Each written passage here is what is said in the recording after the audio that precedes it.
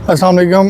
ये हमारे क्लाइंट है मोहम्मद उस्मान साहब, बेवल से हमारे पास इस कंपेन में इन्होंने शिरकत की और अपनी गाड़ी की मेंटेनेंस करवाई है।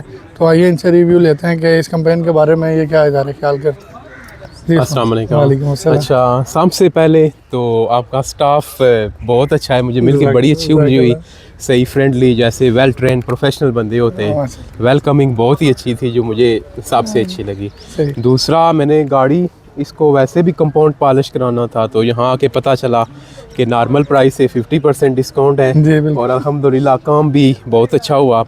बाकी कुछ जो टेक्निकल मसले मसाइल थे वो भी फ्री में रिज़ॉल्व हो गए।